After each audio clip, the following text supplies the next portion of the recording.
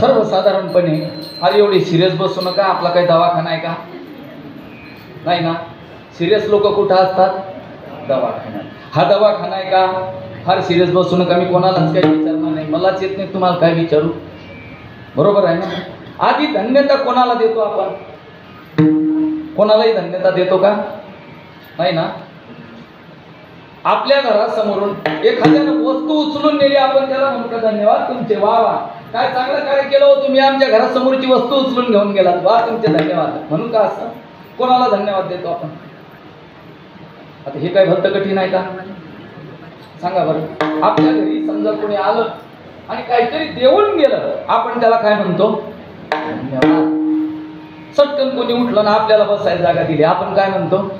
धन्यवाद. बरोबर ना. अर्थात आपण धन्यवाद तेव्हाच म्हणतो जेव्हा आपल्याला त्याच्याकडून काहीतरी, अन्यथा आपण फुकट धन्यवाद कोणालाच देत नाही. छोटंसं सांगतो तुमच्या, ऐका, फक्त चिंतन बारीक काम करून ऐका, म्हणजे तुम्हाला प्रत्येक मुद्दा व्यवस्थित सुसूत्रपणे कळला पाहिजे काय असतो. ऐका, तुमच्यासाठी सांगतो. महिला तुमच्याकडे हळदी कुंकू करतात ना, हळदी कुंकवाचा कार्यक्रम, मग एकमेकीला घरी बोलवतात हळदी कुंकवाला, बरोबर ना, बोलवतात. आणि त्या हळदी कुंकवाला एकमेकीला महिला काय देतात? वाण देतात, म्हणजे काहीतरी सप्रेम भेट वस्तू काहीतरी या रूपानं देतात. पण महाराज, माझ्या आतापर्यंतच्या असा अनुभवात आलं एवढ्या फिरण्यावरून, या महिला अशाच महिलांना घरी बोलवतात ज्यांच्याकडून परत मिळण्याची अपेक्षा आहे, जिचं डिपॉझिट जमा झालं तिला हळदी कुंकवालाही बोलवत नाही. तुमचं काय मत आहे? चुकतोय का मी? बरोबर आहे ना. म्हणजे याचा अर्थ असा आहे, आपण धन्यता हा शब्द फक्त कुठं वापरतो? जिथं कुणीतरी आपल्याला देईल, मागायला येईल त्याच्यासाठी धन्यता मागत नाही, धन्यता मानत नाही. विठ्ठला विठ्ठला.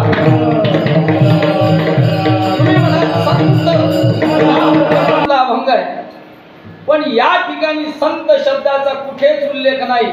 मग संसारिक नेमकं म्हणावं तरी कोणाला? संसारिक धन्याच्या पुढे गेल्याच्या नंतर संसारिक शब्द आहे, कोणाला म्हणावं संसारिक? तुम्ही आपण संसारिक आहे. सरळ मराठीत अर्थ सांगतो तुम्हाला, कोणाला संसारिक म्हणावं? जो जन्माला येतो आणि मरतो त्याला काय म्हणावं? ऐका, तुम्ही आपण जे आयुष्यभर करतो तो संसार नाही, हा तो प्रपंच आहे. काय आहे? प्रपंच. जो पराधीनतेनं पंच प्रकारे केला जातो त्याला प्रपंच असं म्हणतात. पराधीनतेनं. तुमच्या हातात काय आहे? तुमच्या प्रपंचाचं तुमचे केस काळे राहणं तुमच्या हातात आहे का? आपल्यात कोणी काय करेल? बरं आहे. नाही, आता ज्यांचे आहे ते राहू दे, साका नका करू, केले तर केले, काय फरक आहे का? आपला तिकडे इशाराच नाही अजिबात, मुळी त्याच्याशी घेणं देणंच नाही आपल्याला, आहे का? जो 5 प्रकारे परावलंबनानं केला जातो त्याला प्रपंच असं म्हणतात, पण जो जन्मतो आणि मरतो त्याला संसारी असं म्हणतात. जगद्गुरु तुकोबारायांनी संसारिकाला धन्यता दिली. मग साधारण संसारिक म्हणजे तुम्ही आपण, साधारण संसारिक म्हणजे तुम्ही आपण नेमके कोणते संसारी आहेत? आपल्या अंतःकरणात दया आहे का? आता मी चटा प्रश्न विचारतो, तुम्ही चटा उत्तर द्या. आपल्या अंतःकरणात दया आहे का? नाही. आपण येथे फक्त उपकार करण्यासाठी आलोय का? फक्त उपकार करण्यासाठी आलोय आपण जन्माला? 100%. फक्त एकटे दादा आपल्यात हो म्हणणारे, बाकीचे सर्व नाही म्हणताय. बहुमत त्यांच्याकडे. आपण उपकार करण्यासाठी आलेलो आहे का? नाही. नाही. काही म्हणतात नाही, काही म्हणतात हो. चला तुमच्या लक्षात आणून देईल. उपकार करण्यासाठी आलो नाही. आपण वैकुंठाहून आलो का? आपण वैकुंठाहून आलो नाही, उपकार करण्यासाठी आलो नाही. आपण दिवसभरात किती वेळा सत्य बोलतो आणि किती वेळा खोटं बोलतो?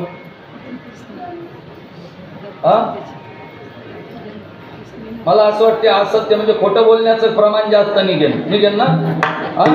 बरोबर, असू द्या, काही हरकत नाही. खोटं बोलण्याचं प्रमाण अधिक निघेल समजा. चला, या देहाच्या ठिकाणी उदासीनता किती लोक आहे कळाय की काही होऊन जाऊ या देहाचं महाराज. आज इथं पहाऱ्याला उभा राहणार म्हणजे राहणार, सकाळपर्यंत विना कोणाकडे नाही देणार, काही होऊन गेलं चालेल. कोणाकडे अवदासीन्य एवढं आपल्यापैकी उपस्थितांपैकी कोणीच नाही. आपल्या ठिकाणी देहाचा औदासीन्य नाही, आपण वैकुंठाहून आलो नाही, आपण सत्य बोलत नाही, आपल्या अंतःकरणात दया नाही, आपण उपकारासाठी आलेलो नाही. एवढंच नाही, आपण गोडही बोलत नाही. बोल बोले ऐस्या बोले जेने बोले. कसं बोलावं, बोलण्याच्या मर्यादा सांगितल्या. ऐका, साचा निमवाड मी तुले आणि रसाळ, शब्द जैसे कल्लोळ अमृताचे. अमृताचे घास वाटावे इतकं गोड बोललं पाहिजे. पण आपण गोड बोलतो का? आपल्याकडे एक परमनंट शब्द आहे महाराज आमच्या इकडचा खानदेशातला. लोक असं काहीतरी लावून बोलतात. काय लावून? काय लावून? ऐका ना, आमच्याकडे नळावर एवढ्या जोरात भांडणं करतात महिला, आता बंद झाल्या म्हणा. तुम्ही बोलत, किती भाग्यवान आहे तुमच्या गावातले लोक, तुम्ही बोलतच नाही का घरी? आमच्याकडे तर गंभीर आहे अवस्था. काय लावून बोलतात? कोर ना? हा बरोबर, कोर लावून. मला तर आठवत नव्हतं ना, म्हणून मी इतका वेळ विचारतो तुम्हाला. कोर लावून बोलतात, कोर. आणि ती कोर लावल्यामुळे काय होतं, तर अंतःकरणाच्या ठिकाणी शब्दाचे घाव असतात. ऐका, शस्त्रानं झालेले घाव बुजतात, शब्दाचे घाव बुजत ते कधीतरी परत मिळाल्याशिवाय राहत नाही. एखाद्या म्हाताऱ्या सासून सुनेला नांदायला आल्या आल्या 2-4 शब्द चुकीचे बोललेले असन, पण ज्या दिवशी ही सासू खाट्यावर पडते ती तिला व्याजा सकट परत दिल्याशिवाय राहत नाही. विठ्ठला विठ्ठला. या अंगामध्ये सांगितले संसारिकाचे, अर्थात विशिष्ट संसारिकाचे. ज्या व्याख्येत तुम्ही आपण बसत नाही, मग कोण बसतं त्या व्याख्येत? संत बसतात. कसे बसतात? पहिलंच उदाहरण घेऊ. संत उपकारक आहेत का? संत उपकार करतात का? संतांच्या अंतःकरणात दया आहे का? याच्यासाठी काही पुरावा आहे का? हो आहे ना. साधू संत माय बाप जे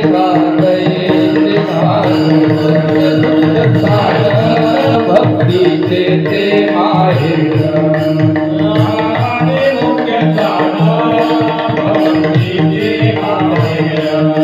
ती गेले कृपादान मस्तकी ठेवी नाथ.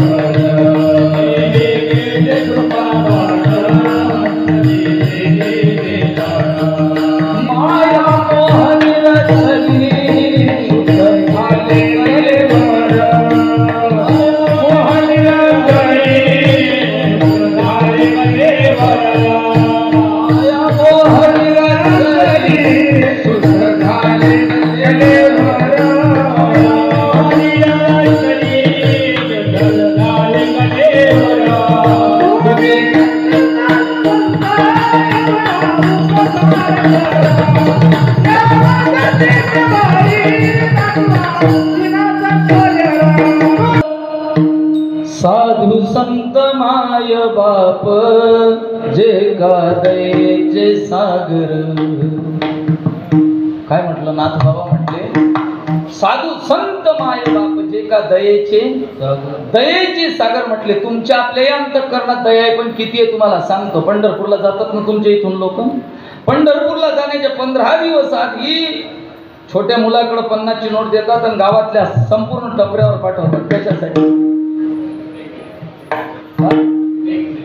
सुट्टे 50 रुपयाचे. या काळात एखाद्या मुलाच्या हातातला 50 रुपये देऊन अंगावर मारून फेकीन ते.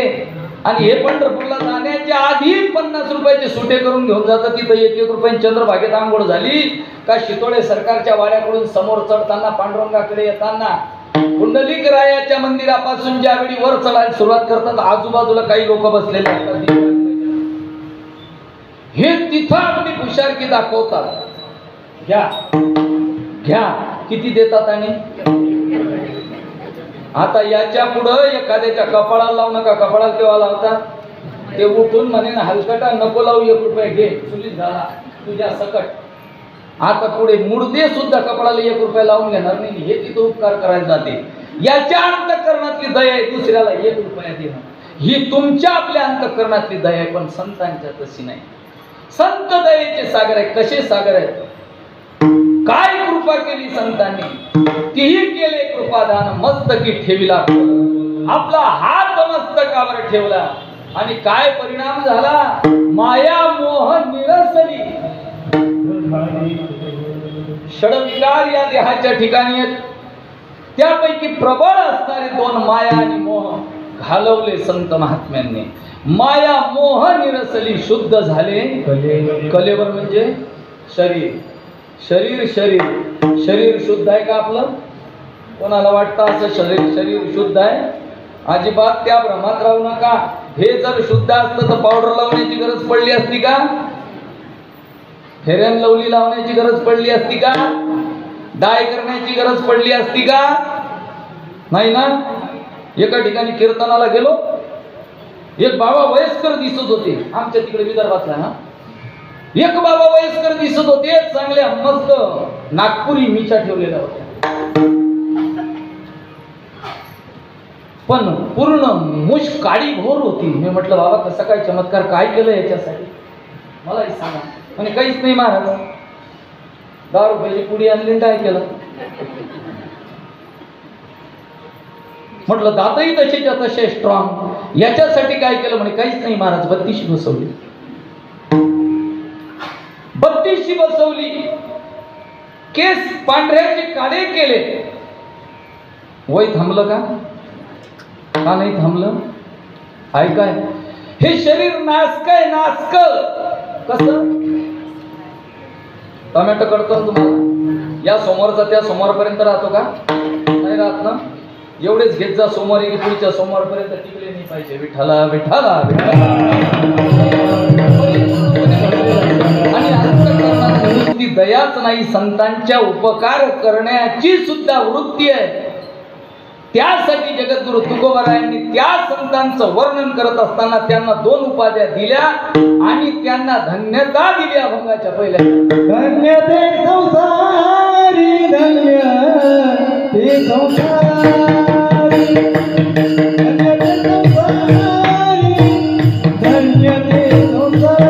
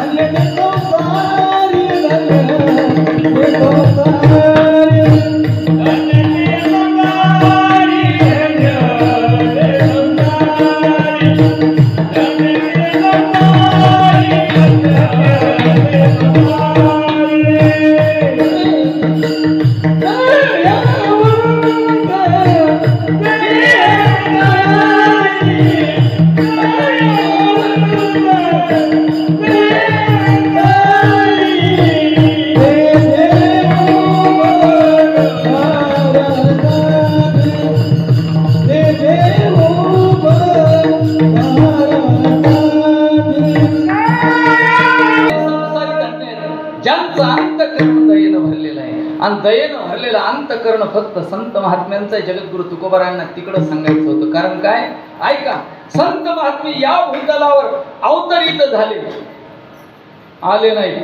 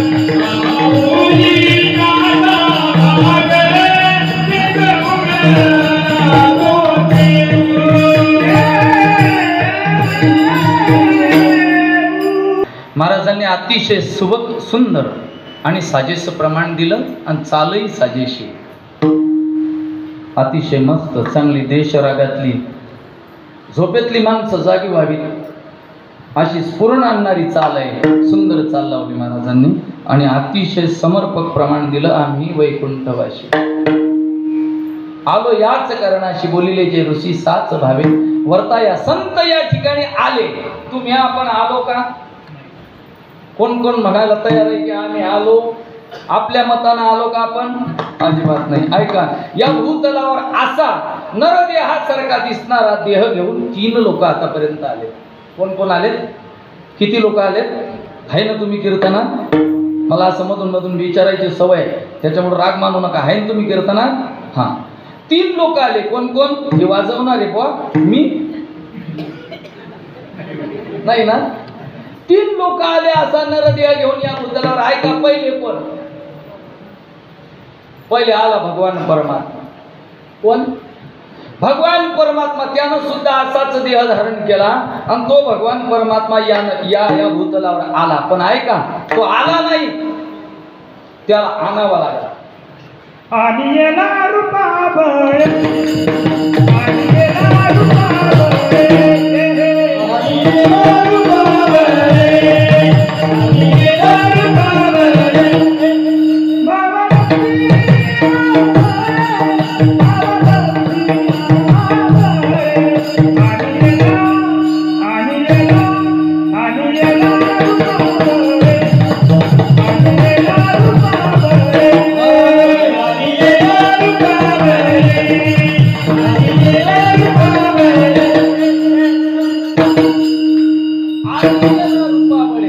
देवाला आणावं लागलं. तो आला नाही, त्याला बोलवावं लागतं. देवा ये, देवा ये, देवाला बोलावं लागतं. कितीतरी भरपूर लोकांनी देवाला बोलवलं आणि देव धावत आला. सर्वात चिरपरिचित उदाहरण तुमच्यासाठी सांगतो.